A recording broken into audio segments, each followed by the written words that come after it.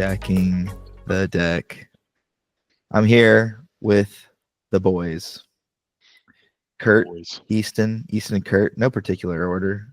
You can stack it however you like, as long as I'm at the top of the deck. Whoa, hold on. I'm kidding. Whoa. Somebody needs to cut. They need to cut. Yeah. I'm just glad that returning guest Easton Evans is here again. You know, it's good to it's good to have him back. It's good to see him. You know, he took a bit of a hiatus, but he's back after being in the Metazoo, the Meta 1 trenches. Yeah, he had to go out and win some underground towers, and now he's back as a regular weekly guest. Get those cards from Guo. My! Get your Guo up. Guo up. What a great opening. What a great opening segment, because I bought so many Seance booster boxes for like $8 a piece, and those things are all mapped.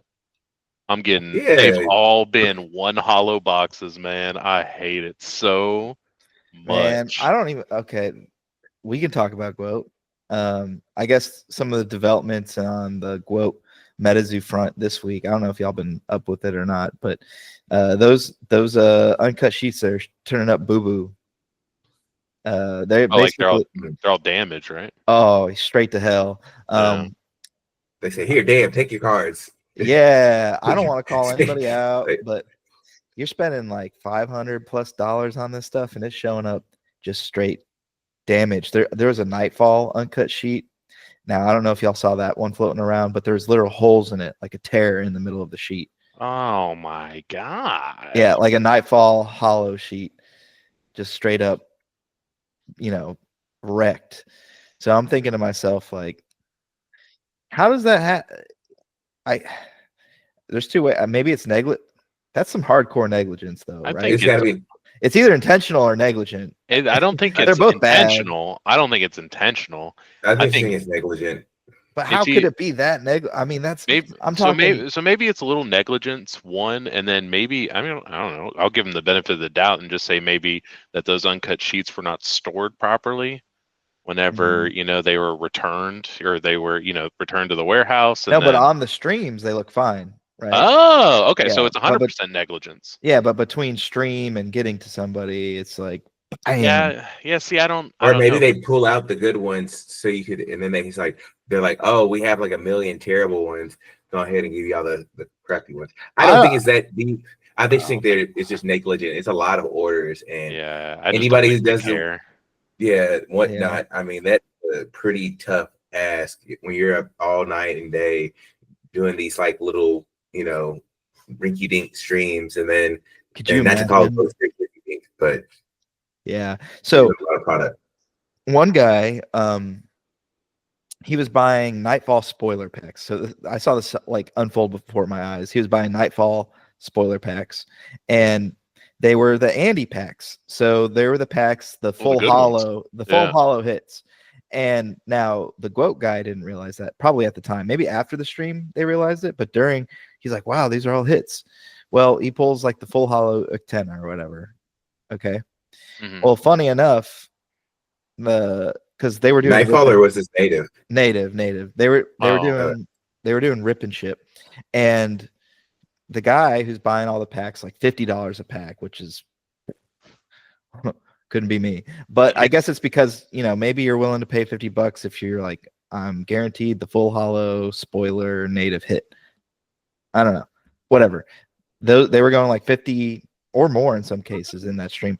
Anyways, he gets his packs. He gets all of his cards except for the main hit, which is the Ictena. That card's just like, it was replaced with something else, I think. Yeah. So his whole thing is like they're swapping out people's hits with other stuff. I don't know if that's actually the case. I'm just reporting on it. I'm just saying that's what's going on.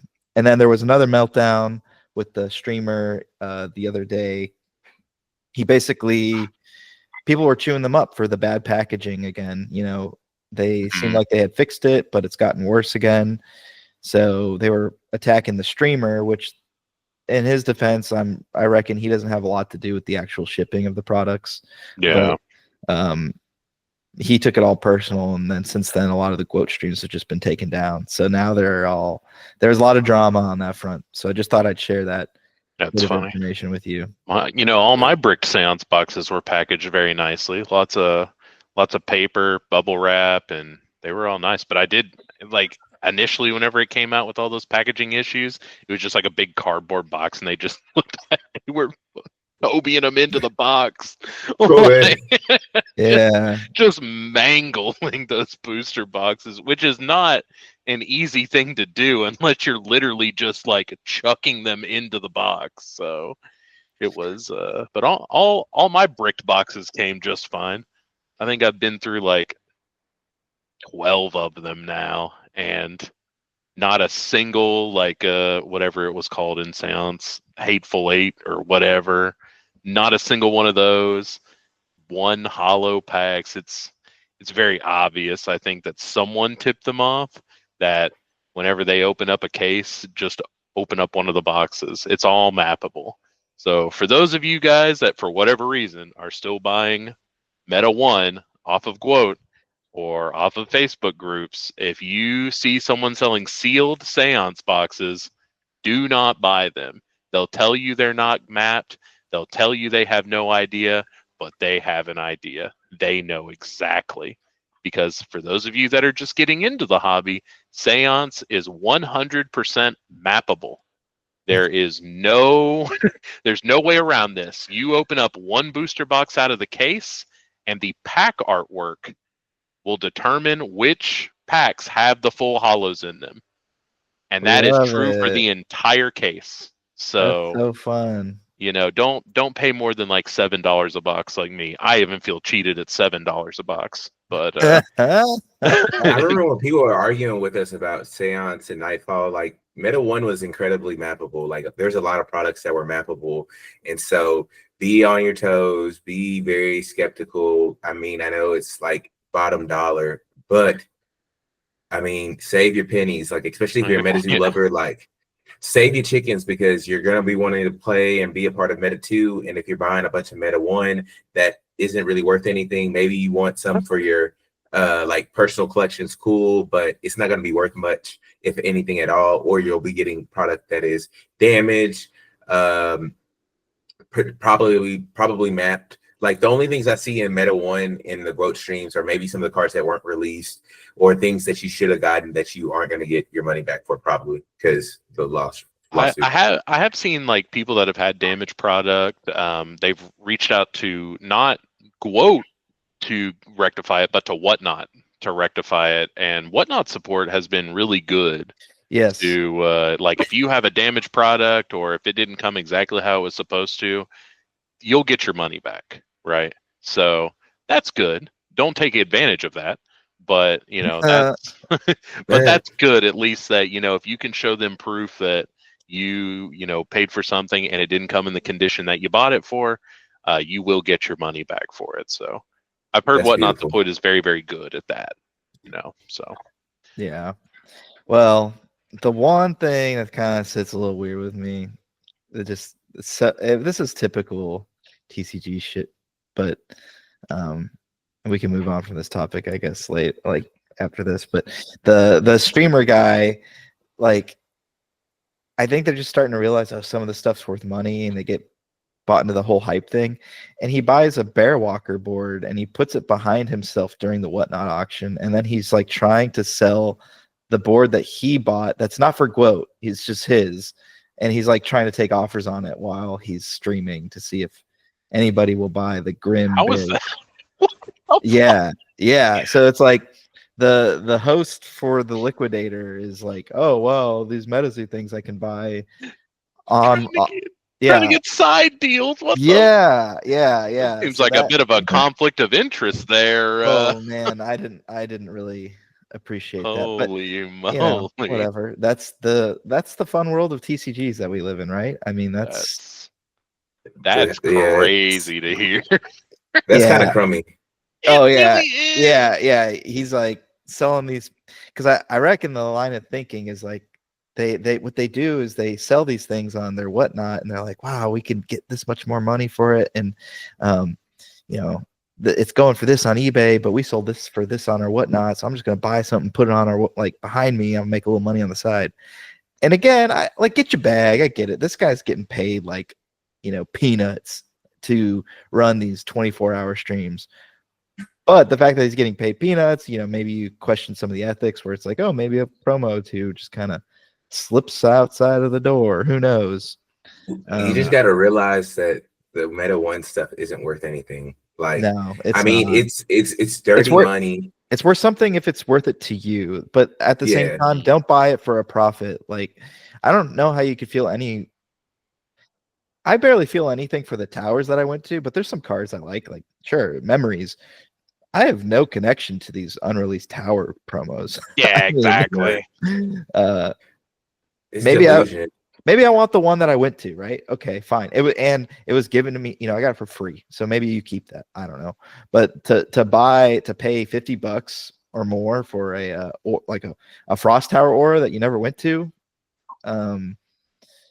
And the worst part is it's like the pyramid scheme of everybody that's going to buy this stuff is already in this stream. So you're going to post it on eBay. I want to flame the guys that posted on eBay, but I'm like, you know what? Get your bag. But the fact that this stuff's like listed for like $300 when you bought it for like 50 or 80 is just, that's wishful thinking. You ain't gonna get your money back on this, Playboy. Those days are gone. Stop thinking that Metazoo, like Meta One, this is 2022. Stop it. Yeah. This is 2021, 2022. It's done. Everybody's money is parked into Pokemon. Stop it. They're not over here paying an arm and a leg. There's not competitions to make me have to go above and beyond paying market rates. Just stop it. Sell your Pokemon right now too. I'm telling you, Kurt. We had this conversation, my dude. Listen, sell at the high, okay? And I'm calling anybody out in particular, but I know y'all TCG guys have debt. All right. You're paying $200 in interest on your debts, and you've got $3,000 worth of Pokemon. Sell the Pokemon. All right. Put some of that, cover that debt, get that interest off your balance. And that way, that $200 a month that's leaving your account, that's like you paying yourself $200. You know what I'm saying? Like, not really, but in a roundabout way. My point is, these cards sell. We're at an all-time high right now. Get out while the getting's good, okay? Because it's about to get ugly. Yeah. The markets are all bad. The markets are looking terrible. It's chopping. This is a TCG tabletop podcast. We talk a little marketing here and there, but let me tell. Don't get me started on the equity markets and crypto right now. We in Dogtown. Dogtown. We are. Yeah. And like I said, there's an interesting article that the founder and former CEO of StockX, Josh Luber, wrote how crypto and the card market are almost identical, like in terms of their new highs, the cycle of how it goes. And so crypto isn't doing well. I'm in the industry. It's not doing particularly well, regardless of who's in administration. And that should be maybe a slight indicator. It shouldn't be the sole indicator, but you should look at that to tell you how your collectibles might be doing, how trading cards and different things like that. Now, there are certain, coins and tokens that are doing better or holding up their price, but you see now that everything, there's the entire sector is down. So just, hey, we know Pokemon's going to the moon, but eventually the gas runs out and you might just land in the stars, or you might crash back down to Earth. Hey, listen, when Paul Revere comes running through the hood and he's saying the British are coming, you don't say, maybe I should hold my Pokemon forever. Wait. Do you have an Umbreon? Exactly. Oh man. Wait, I have one. It's going to 20,000. It's literally touching the moon, man. All right. Yeah. It's going to. Oh man. Yeah, that's gonna be. Buy Pokemon. Invest in Pokemon. That's gonna be you in your grandma's basement trying to reach the moon. Oh man. Listen. Goodness. You do you. If you can afford it, you can live that lifestyle. I say, go after it. But, man, I don't feel too good about where things are headed with the, card markets. And that's not to say I'm not saying TCGs are dying. I'm not saying like gaming in general is dying. It's more of if you're interested in the financials, start looking at things that might run parallel with it. As Easton said, could be crypto in this instance. So yeah, I don't know. The one thing I always thought about this with like trading card games and those markets in particular, it's like a bunch of like mice on a sinking ship, right? So and everybody's just trying to like when so like you're into One Piece and you're invested in One Piece, and all of a sudden like One Piece prices are tanking. So it's like, okay, what's safe? Where do we go? Pokemon. Let's jump to Pokemon. All right, Pokemon's safe. We're safe. We're good. Oh shit, Pokemon's sinking. Okay, where do we go? Magic. No. I don't know. I feel like everybody's always looking for the next safe vehicle. You're just gambling. I mean, literally once, I'm not gonna lie, I've been in the trenches a while, and in the trenches is a common term in crypto where you're basically gambling on meme coins. And so I budgeted around $50 to where I can, I'll put, $10 into a meme coin, and it might go to $20 or $30 if it runs up 100 or 200 or 300%. And then I get out and I just keep rinsing and repeating. And sometimes you win and sometimes you lose. And that's what the TCG industry is very much so like being in the trenches. You're like, oh, and also the players are the same. Like you have people who are purists who are like, I'm never leaving Magic, and those are like Bitcoin maxis. You have some people who are like, I'll dabble into a little bit of everything, and those are just people who love TCGs. You have people who gamble on meme coins, and those are us Kickstarter enthusiasts and fans. And so everybody has their own flavor, but it's almost the same. So when you see that, it should give you a little bit of indicator, because this year I'm just trying to help tell everybody, because I think the last year competition, I heard a lot of people saying like, oh, I need the $500, or I need the winnings from being top 32 at the tower to subsidize my traveling here, and like they need it for rent, or they need it for something serious. And I want us to be better, at least more fiscally responsible, going into a very crucial year, which is this year. Yeah, Papa Easton cares about you.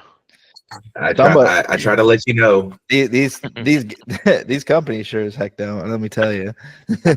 Yeah, they gonna bleed you dry for every penny you got. They'll be like, "Oh, we sold out in 30 minutes. You better hurry up. Next time, you got to spend all your money. Better get that next drop." Yeah, next drop. Pokemon only goes up. What are you talking about, dude? It's true. It's true. It's true. Oh man, till it don't. Yeah, well then that's whenever you sell. Yeah. Oh, it's going down. Sell. Sell. It's going down. It's going down. Hit the red button. That's so funny. It's starting to go back up. Bye. Yeah. Well, one thing I've noticed marketing wise, so y'all check me on this and tell me what you think, but I used to think, do marketing budgets flourish in times where like the economic conditions are positive, or do you think they flourish more in times when economic forecasts are more negative? Because what I'm starting to see is actually like, I would say the general sentiment, not just for TCGs, but just say like business in general, right? We have there's a lot of uncertainty with like the new administration and all this other stuff. I'm leaving politics aside from this. It's just like, we just live in a world. Okay. And listen, the stock market's been like irrational for a really long time now. So everybody's just kind of like, when's the crash? And I'm not saying that has anything to do with anything in particular, but to go back to my question, do you think that marketing, we'll tie it back to TCGs, is more important when your company's kind of in a down position and you're like, hey, we need to get this right? Or do you think it's something you should lean into when like things are going good and you just capture that momentum?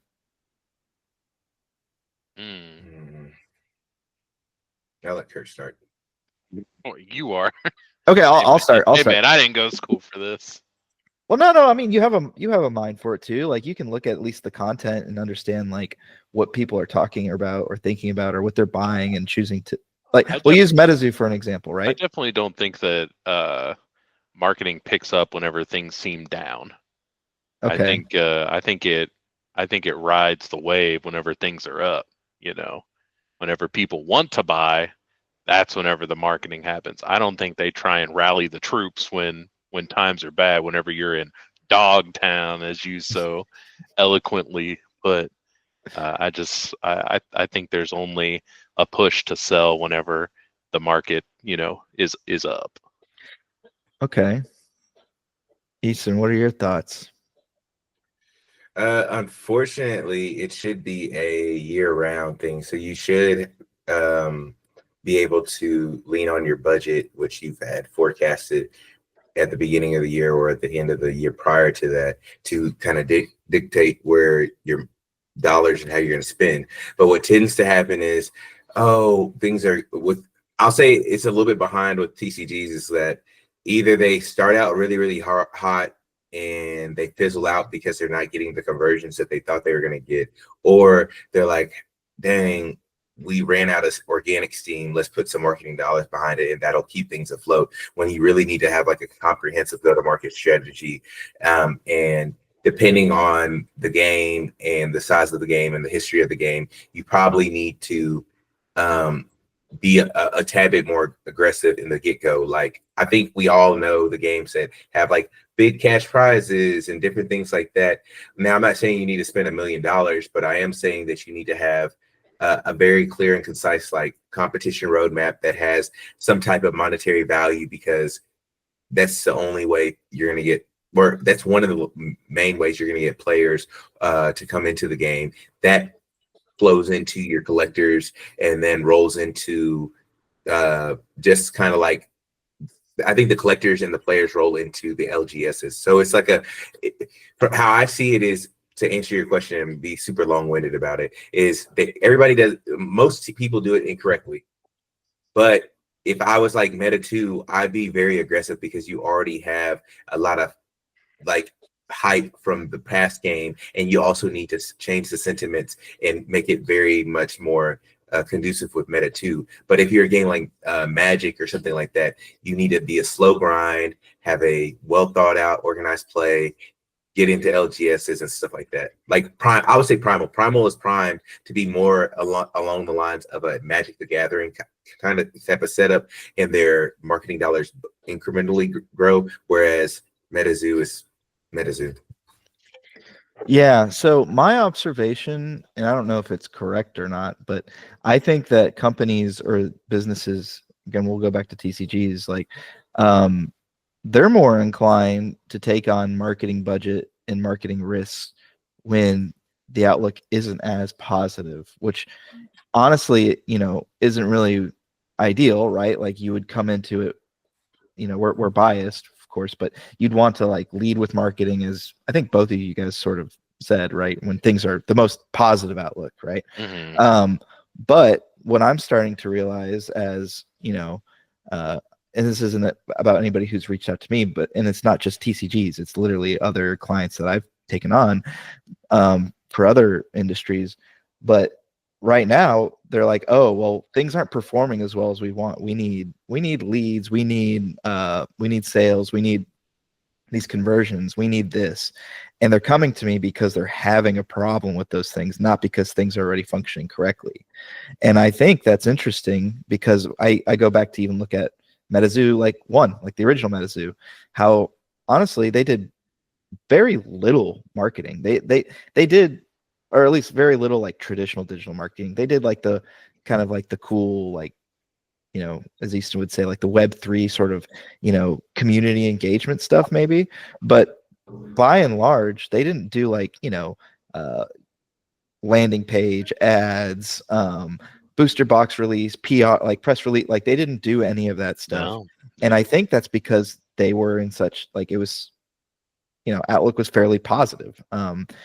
Now, of course, they went bankrupt, but I think they went bankrupt on a dime. Not like, oh, this is slowly starting to look bad, maybe we should shift and do marketing and, re-strategize. It seems as though they just it just imploded maybe over the course of like a few months. So I don't know, I just thought I'd share my outlook on that. just to see what you guys think. But for those that are listening that are interested, you have a TCG or a game or whatever, and you're trying to do marketing, try to get ahead of the wheel, as both of y'all kind of alluded to earlier, before it's like, dang, we're like 4 sets in and we haven't, we've just been selling to our same group over and over again. And, there's really no growth strategy or anything. At that point, you're just like, you're known as this game with like the 200 person player base. And that's kind of it. Like, you're just cringe. So you're basically Metazoo. So yeah. Yeah. But I mean, I don't even know how to analyze Metazoo's audience. When I think about it, Look, it's okay. You can tell it to us straight. What are we, Ed? Go ahead. Carnies. We're carnies and gamblers. We're carnies, gamblers, and slight degenerates. And I'm one of those charlatans. It sounded like a real nice way of calling us a bunch of idiots. Is that what you're saying? I would love for the TCG, like, as much game theory and mathematics and like numbers and logistics, or like logic that we tend to use, whether it be playing the game or even with us like trading. Like, we're like, oh, TCG player says this is the price, this is the market rate, and then we're like, we'll do some dumb stuff, and they're like, oh, let's buy these boxes. I'll buy them triple the price. Like, we do so much dumb stuff collectively, not individually, but as a group. And that is kind of the part that I'm just like, what's the deal? Like, you want to make very good linear plays playing the game, but then when it comes to the finances of it, you're like, I want this for $500 when it's worth $200. Doesn't make any sense to me. Yeah, that's fair. Yeah, I just wanted to share that little, like, again, I'm just encouraging people, if you can get ahead of it, by all means, try to. Please. It's good to see that folks want to make a change, and it's, again, not even TCGs. It's just like these other companies that come to me, they have a problem. They want to hire somebody to fix a problem. And I think sometimes you have to have these problems to realize that you need to fix them. Mm-hmm. But if you're listening to this podcast, hopefully some of these comments and conversations can kind of serve as like a warning shot, so to speak. I don't know. Or warning call, or however you want to phrase that. A warning shot. Yeah. Warning something. Yeah. Shots fired. Kablam. I think we need to talk about a more lighthearted topic, like the new Pokemon Pocket expansion. Y'all, Easton, you play any Pokemon Pocket, man? No, because it's not gonna get me ready for the actual TCG. No, but it's so much fun. No, and I'm tired of these gimmicks. I don't like spending money on it. I ain't gonna do it. You ain't gotta spend money. Ed isn't spending the money on it. I'm not. Ed is my barometer. No. If Ed buys in, I'll think about it. It's like, all right. No, I hopped in that thing. I've been ripping my packs, this, that, and the other. I hopped in that thing just for one PvP game. Smoked. Just this guy. This guy just dumped, no. at least $50 in this game just to get some cards. And the thing is, it rotates out of meta. Because all of a sudden they bring in new packs, and you got to open new packs. No, this is only their second expansion, man. Each expansion, though, it's gonna be new cards. That's why I play dead card game formats. No. I'm telling y'all, it's Pokemon Pocket is coming to a major Pokemon regional and tier 1 event near you. I believe that. And yeah, that's for sure. It's slick. I mean, I think Pokemon Pocket is the bee's knees. It's a great experience, like interacting with the app, but playing it for me, I'm like, I see what you're trying to do. You're trying to make me buy some made up cards. No, these imaginary cards. They even put trading in the game now. You can trade your cards with other people. But it doesn't help. They charge you to trade card. It requires points. Man, and the transaction, it's a microtransaction for everything. No, thank you. Give me my cardboard. Give me the cards. I'll play the game how it's supposed to be played. All right. Well, I'll see you whenever rotation happens for regular Pokemon, and we'll grind it out, Mr. Evans. Yeah. I was gonna say we gotta get a tournament. I need to make a video for a Pokemon tournament. It's happening soon. Rotation happens in a couple months, and then it'll be fresh start. Everybody will be ready to go. So that's where you need to pick it up. Yeah, you could go. You could go play against Leonhardt. Yeah, I could go play against Leonhardt right now, and dust him at a local level event. You probably he's got max testing. Do that. Yeah, right before I play him. Goodness. Intimidation tactic. Dude, why does it smell like farts during my match? He said Nightshade. I hate that. Dude. Hey guy. He's playing a coughing deck or something. Man, that's funny. Well, good luck with your Pokemon tournament. Oh, wait, you were at a Flesh and Blood tournament today. Tell us about that. Yeah, I went and played some Flesh and Blood today. New Flesh and Blood set just came out, guys, called The Hunted.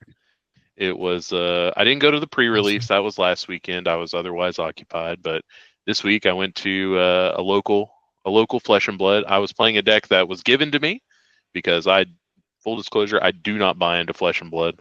All the cards that I own, quote unquote, have all been just given to me by someone who spends a lot more money. That's an Ed Chalupa move right there. But Flesh and Blood is a very good game. The more I play it, every couple of weeks I'll get a couple more games in, and it's really, really fun. And speaking of, me playing in this event, they have updated their pricing structure to where before they would do promo cards. Well, they're not doing promo cards anymore. They're doing promo packs now. And these promo packs, you can get some crazy hits in these little promo packs, and it's good. It's good. I only won one match out of the 3 rounds that I played, but I still got a promo pack just like everybody else for playing, and it was a really good time. The artwork's really cool. I bought some packs afterwards and made a little bit of money off of my pulls because it's a brand new set. But Flesh and Blood is a very fun game. If anyone's looking to get into it, it's definitely a player's game. And it's a player's game because the foil cards are almost exactly the same price as the non-foil cards. That's how you know that it is a player's game. If you have a $50 non-foil card and you look for the foil version and it's like $54, that's how you know people aren't trying to like max rarity their stuff. They just want to play, and it's really fun. So I had a lot of fun with it today. Spent 4 hours at the card shop. That's always a good time, and would recommend. Okay, we like that. It's good. It's good. What can I say? Flesh and Blood, very good. This is coming from somebody that knows very little about Flesh and Blood. I've got to read most of the cards that I play and my opponents play. So, but it's still a really good time. There's a lot of thinking involved in it all. Especially the deck that I was playing was like a warrior deck that has a bunch of attack reactions. So think of that how like you would attack and then you would go response, and they say nah, no response. It's like aha, well I have a response, and then you play it, and then you go response, and they say no, still no response. And then you play another response to that. The deck combos off of adding on damage after the fact. After they told me no, we don't want to block any of the damage, then I add all my extra damage on, and it was a good time. I had a lot of fun. Okay. I wanted to touch a little on like a Kickstarter TCG we haven't really talked much about before, but I want to see if y'all knew anything. Have y'all heard of Warlord? Warlord. Briefly. Is Warlord an old TCG? Yeah, so Warlord was originally introduced in 2001. Yeah. And it's kind of like a D&D type TCG where you like use a D20 and stuff like that. But the reason why I bring it up is it's kind of almost like a comp to Metazoo, and I think we should probably do some more research on it before we talk too much at length. But I think it's really interesting. I'd like to see maybe even what our audience's thoughts are on it. But This is a situation. I know Easton's brought this up a couple times, but like companies that have brought back a dead TCG, right, and how successful that's been.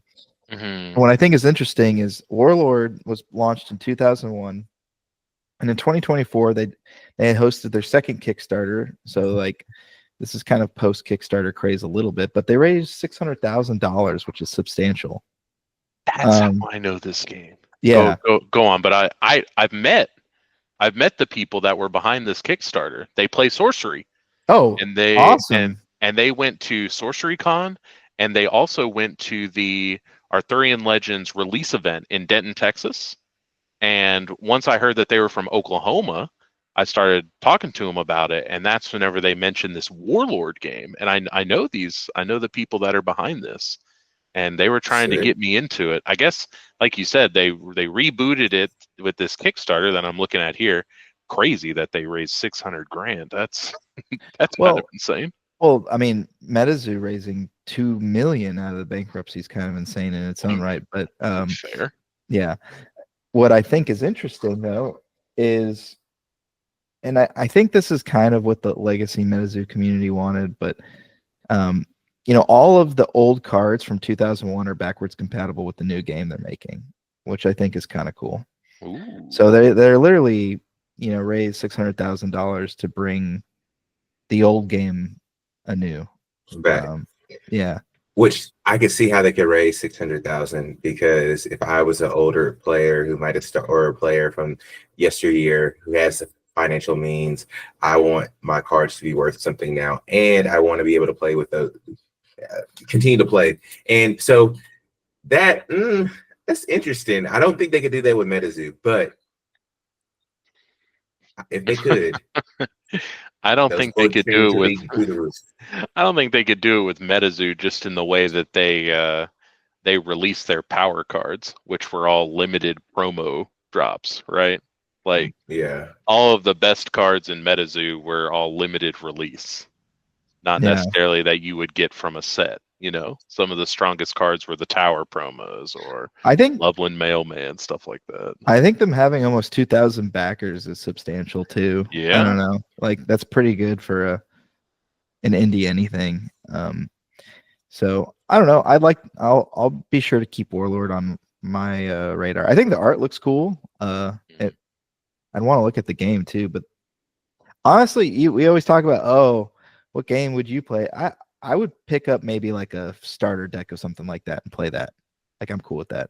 And that's what I liked about Sorcery too. I'm still, my biggest critique is Arthurian Legends didn't have any starter decks. I'm not about to go play Constructed. Sorry. That's just kind of how it is.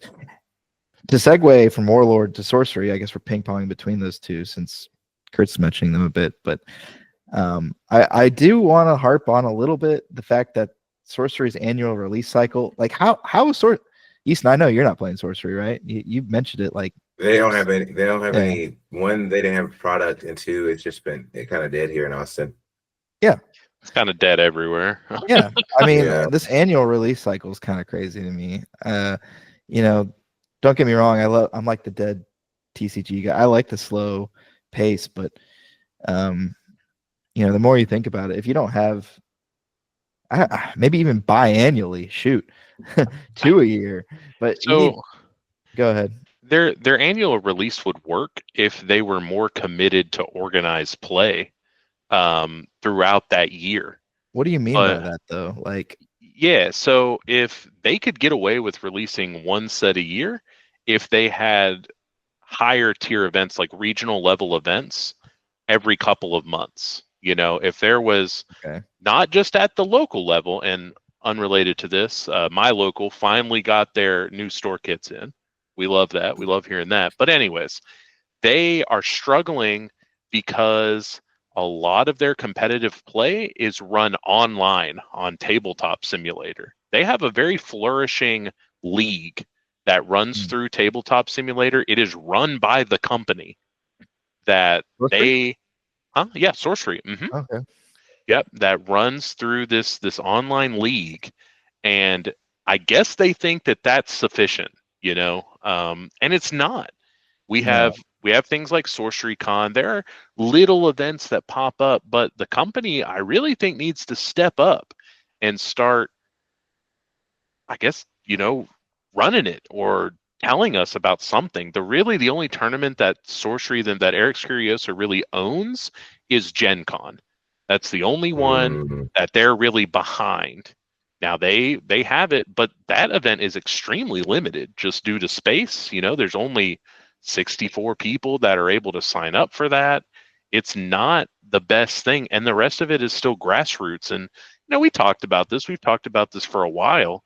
If they don't take a bigger leap into like actually engaging their player base, I don't think they're going to have any momentum. It doesn't matter how good the set is or how many cards are in the set or who's illustrating it.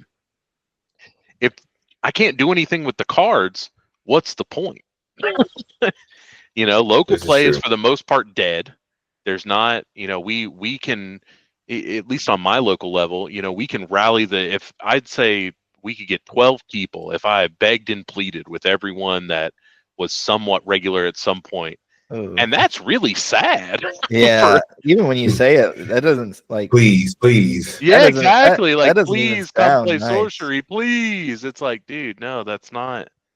And there's just there's no like drive. Things aren't being supplemented. They could do one set a year if we had, more promos that came out, or maybe a little mini set, alt arts that we could buy, something more organized play. If there was a regional every 3 months that was by the company, give me something to do. Then I would sort of forget about, oh wait, I'm only buying one set a year, and then I get to play it once. Right? So like whenever we went to Sorcery Con, Arthurian Legends had come out, right? So now what am I waiting a whole nother year for that to just play it in one tournament and that's it? That seems like a waste. Yeah. I don't like that. What would you do, Easton? They need to I think if they had some mini sets or at least like some promos, they have to have their organized play roadmap has to be refreshed to where they're either at maybe like PAX, like if they were at PAX East, PAX West, Gen Con, at these conventions where they had a consistent, like, hey, this is how these are our major events and we'll have them nationwide, worldwide, and then maybe following into 2026, they had more of a regional roadmap or something along those lines. Right when everything is uncertain, there's only really one group of people that are going to be consistent, and that's the players. So they won't make your game go nuclear, but they will keep you fed in a barren winter. And so the problem is these games are trying to go nuclear and trying to, get the hype stuff going on. And right now, everybody's money is parked up in different places. People are scared to touch anything. Like I'm looking at the crypto prices and the market is tanking. Like as we're going through, like literally tanking.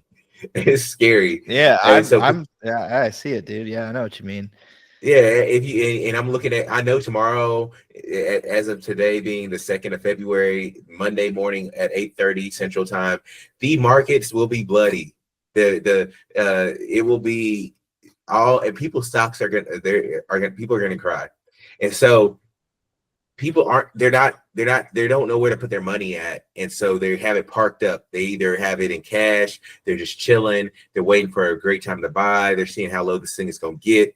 And you need to keep your players. They need the players. All these indie TCGs, the games that are dedicated to their players are the ones I know that are going to survive. In this, like, this is also going to be a consolidation period where a lot of games aren't going to survive. We thought beforehand, like the rate of Kickstarter games it was bad, but now we're going to see a whole different level. Same thing with crypto. You're going to see a bunch of coins fall off that you thought were going to do really, really well. Everybody, they're going to eventually die, consolidate, and the games that are focused on staying small, scrappy, and focused on the player base and not spending too much money are going to be the games that are going to continue to flourish. And you see that with Primal. You see Lolcow doing things constantly, coming out with products, having online events, staying small and scrappy. You see Chronicles of Arcane doing the same thing. You see you see Obscurage doing the same thing. You see a lot of people doing small stuff. You don't see Nom Nom. They can't get product out the door. I mean, you see all these other card games, and they're on their way either out the door or having a bunch of disgruntled fans, and that's just as bad. That's a death sentence as well. Yeah, I don't really know if there is just like a good answer for it either. It's just you need to at least. I mean, I'm just agreeing with what you're saying, but just the players, like you got to keep your player base happy. Your players are your ride or die typically, and there's a sunken cost fallacy with those guys too, where it's like, oh, I already have this many cards, and this is the game I play, so I'll just keep buying it. You know what I mean?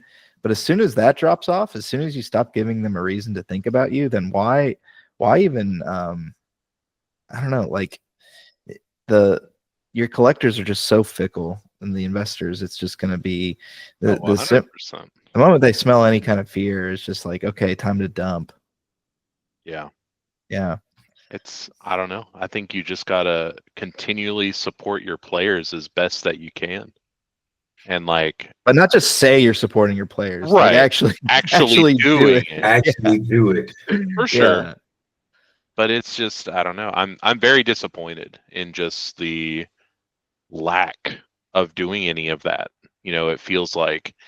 And it sucks because Sorcery is a very good game. I think we've all played it. It's one of the best indies, at least as a game, in my opinion. It doesn't really capture my. It doesn't capture my attention right now. Like, it's really cool when a new set comes out. That's super exciting. Cards, you can look at the cards, but another company that doesn't do a lot of marketing, right? Sorcery doesn't really market their stuff at all.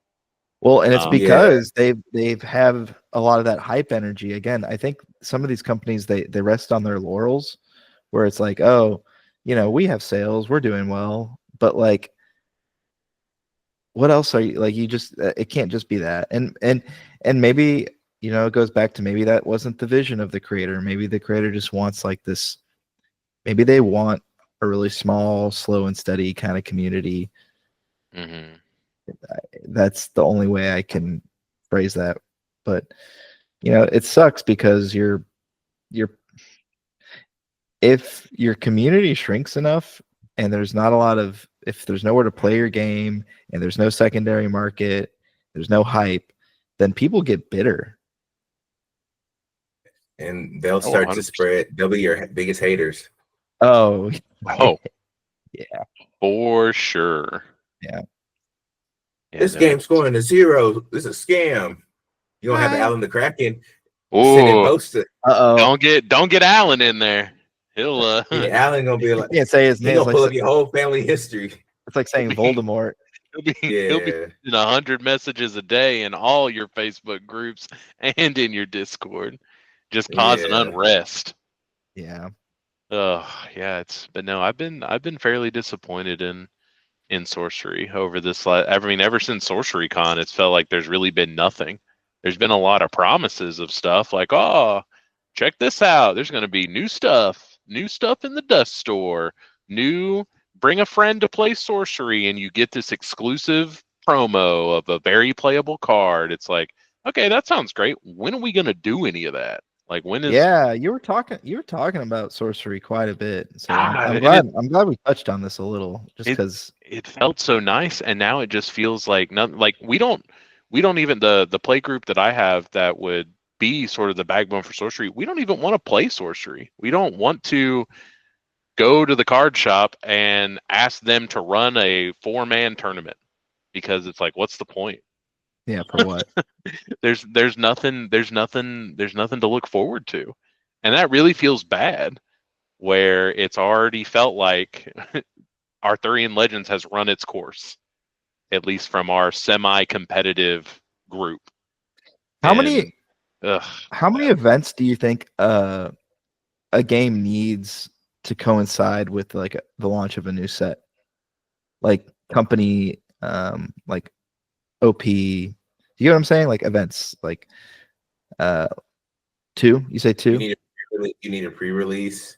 Like if you're gonna, you need a pre-release, and you need like maybe like a store championship to like for the end of the release. Like I think people underestimate the value of having like a store championship, and how that works for like Magic or any of the other games. They continue to keep. The problem is whenever you start the new set or the new block, everybody has so much energy, but then at the end of the set or the block, it's like, dang, I'm tired. I've lost to the same person a million times. I'm not sure if my deck is going to be good enough. And so you need a way of commemorating it. And that's how you do it. So I think that the pre-release and the store championship or some type of regionals is rather important for a block or for a set that's coming out. And normally like the sets come out quarterly. So you have the pre-release, which hype is at the all-time high. And then the store championship, which kind of concludes it and lets you move on, transition, and ends it. Okay. Yeah, I think so. I mean, just going off like Sorcery's release schedule of once a year, right? I think that you would need obviously pre-release events, which they did have. They had one in Denton, Texas. That was really for all of the United States. That was their NA event. That's crazy. It was. They had one in Denton, That's Texas. Crazy. And then they had one in Europe. The Europe one was much more successful. You know, they had a much more prestigious prizing. You know, I have an in that the NA one wasn't even going to happen, but the NA-based employees really fought tooth and nail to have something for North America. Otherwise, it just wasn't going to happen at all. And it was only going to be that European, event where there was all that, crazy prizing. They had like a physical ruby ring crafted for the winner. I mean, that's awesome. It is awesome, right? But that wasn't seen in North America. So this is what I would like to see. This is what I think Sorcery could do based on their yearly release schedule, right? So you have to have release events in key locations. This can be like one of your regionals, one of your regional level events. So it needs to have a Western, an Eastern, and a Central somewhere. So you need 3 release events per area, because really North America is where you're sort of trying to grab as much of the player base as you can. You need monthly store championships. This is outside of league play, whether that just be that you send additional prizing to the local game stores. Now, this will require those local game stores to report participation for their weeklies. This is how Pokemon does it, is the amount of promos and promotional material that your game store receive is dependent on how many people show up to your weekly, and you have to go onto the website and report that. If you report that, then they send you free stuff. So you need to have a monthly store championship. Every 3 months, you need to have a regional level event. And at the end of your release cycle, so towards the end of the year, you need to have a large event that may attract international attention. This is where you then spoil your next set that's coming out in the next couple of months, et cetera, et cetera. So in total, you need what? Monthly store championships. You need a regional level event every 3 months, so 4 of those. So really, like 20 events in total for their yearly release cycle. I think you have to do that, otherwise people will not stay engaged, and they haven't. I mean, you can ask anybody all around, the country. Sorcery, no one, even in places like Arizona, where Sorcery is like its peak, a lot of people play in Arizona. Even them, they're moving to different games. They're struggling to find a reason to come up to the store and even play. And then you're just sitting there waiting for the next grassroots tournament to travel to. But who knows how long that's going to be? That requires funding, right? The company really needs to step up and do something about it. Otherwise, I don't really see, at least myself personally, being interested in sorcery past this year. And Oof. that feels really bad. But if they're not going to do anything, I'm not going to give them my money. It's simple as that. Yeah. It's bad. It's bad stuff. And like you look at the stuff that they've put out, and the production is just high quality. You know, it's good stuff. They do that yearly retrospective, right? That we love. Yeah. Hour and a half, 2 hours. Where they do a lot of great. God, they do a lot of things correct. I just don't understand. I guess it just feels like when it comes to their actual game, they're dropping the ball. Yeah, and I think that. I don't know why. Well, I get kind of burnt out on like, oh, the art's so cool, and I'm glad like people like the art, but man, they ain't gonna win you nothing. They ain't gonna get you. I mean, that's something you hang your hat on. Like, oh, art's cool, but it ain't gonna get the people coming through the door. No. I mean, it's cool to look at, I guess, but past that, I don't know what you do with it. Yeah, I mean, it'd be real cool to look at as I'm playing the card game. Like, oh, dude, sick art. Yeah, man, I love this card. I love what this artist did with that. I'd love to see that while I'm playing the game. I'd say like through my binder. I'd say like in terms of marketing, it's art's very much like the awareness. It's the hook. It's the log line, the first sentence of your story. You know, people see that art and it resonates with them or not, and then from there they'll look at the rest of it. But the game is definitely very much like what people remember. Hopefully, it's like what keeps them coming back, keeps them sharing and talking about it. At least authentically. You might have the collector investor crowd that just would be like, oh yeah, buy this, you'll make a lot of money. Okay. There's not really much investing that's going on even in sorcery. Sorcery, like alpha boxes are down. Arthurian Legends boxes are nearing distro prices.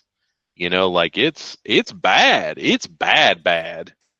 And at their peak, I remember alpha boxes going for $1,500, $2,000 a box, and now they're down to like $800.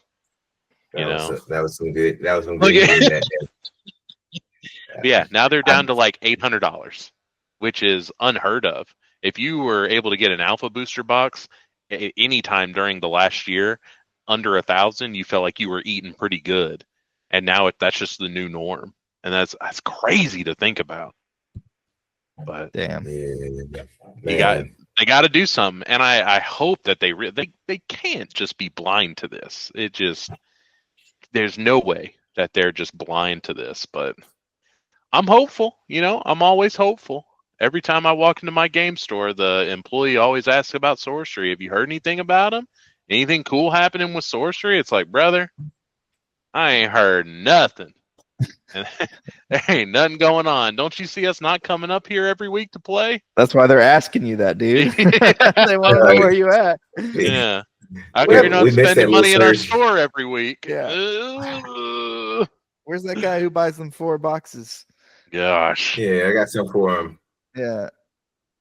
Man. So, I mean, we're just about at time, but did we want to touch on Magic or Lorcana? Save it for another time. Save them. Dude, we might have to save it. Dude, Lorcana's pretty cool, man. I might start getting into Lorcana with this new set. They got dual type cards. Don't do it. Okay. We like it. We're gonna be playing Metazoo, all right. Whether you like it or not. Metazoo. We're gonna do it. And Kurt, I don't want you wasting your money on another Neopet.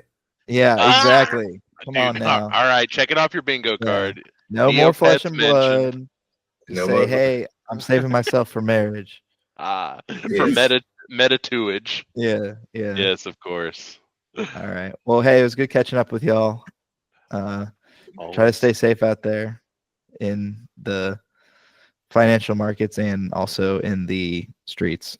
That's true. I mean, the Mavs just traded Luka, so it's I'm telling you, the market's all over the place. Yeah. The fact that Luka, oh man, what? We can't go down this right now. That tilted me, man. Why is 2025 coming out like this out the gate? This sucks. Riots in the streets, man. Yeah, Luka. Why did we dump Luka, man? hate that. That's another time. We'll have to touch on the fallout of the Luca trade.